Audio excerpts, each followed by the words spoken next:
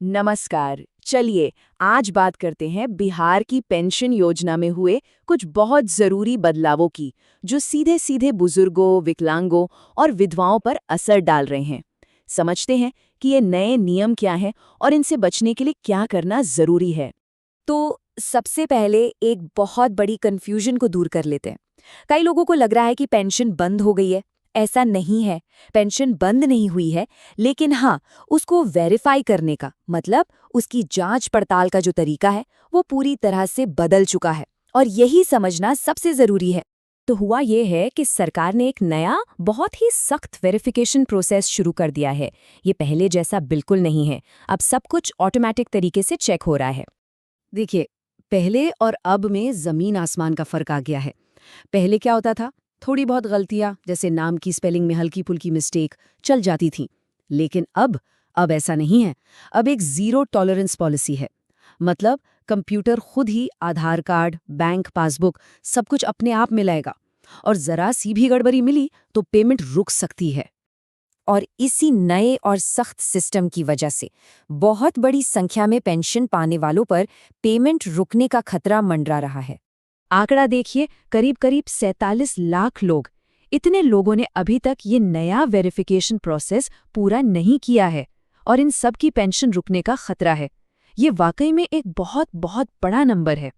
तो सवाल ये है कि पेंशन रुक क्यों रही है। वजहें सीधी साधी हैं। या तो कागजात पूरे नहीं हैं, या फिर जानकारियां आपस में मैच नहीं कर रही। जो नया ऑटोमेटिक सिस्टम है ना, वो इसे तुरंत पकड़ लेता है। जैसे कि जीवन प्रमाण पत्र जमा नहीं किया, या बैंक का केवाईसी पूरा नहीं है। तो अब सबसे जरूरी सवाल कि पेंशन पाने वाले अपनी पेमेंट को बचाने के लिए क्या कर सकते हैं। घबराने की जरूरत नहीं है। इसके लिए बस 3 जरूरी कदम उठाने होंगे। अच्छा, उन कदमों पर आने से पहले एक चीज समझ लेते हैं, ये जीवन प्रमाण पत्र आखिर है क्या। देखिए, ये बस एक सरकारी डॉक्यूमेंट है जो ये साबित करता है कि पेंशन लेने वाला व्यक्ति जीवित है। सरकार को ये इसलिए चाहिए ताकि पक्का हो सके कि पैसा सही इंसान तक पहुंच रहा है। तो ये रहे वो 3 काम जो करने ही करने हैं। पहला, अपना जीवन प्रमाण पत्र जमा करें। दूसरा, अपने बैंक खाते का केवाईसी पूरा कराएं, मतलब बैंक को अपना पैन और आधार कंफर्म करवाना। और तीसरा, जो सबसे ज्यादा जरूरी है, ये पक्का कर लें कि बैंक पासबुक, आधार कार्ड और पैन कार्ड पर नाम, पिता का नाम, हर एक स्पेलिंग, सब कुछ बिल्कुल एक जैसा हो।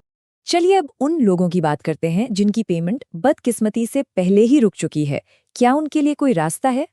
तो अगर किसी की पेंशन नहीं आई है तो घबराने की बिल्कुल जरूरत नहीं है। अच्छी खबर यह है कि इसे दोबारा शुरू करवाने का एक सीधा और साफ रास्ता है।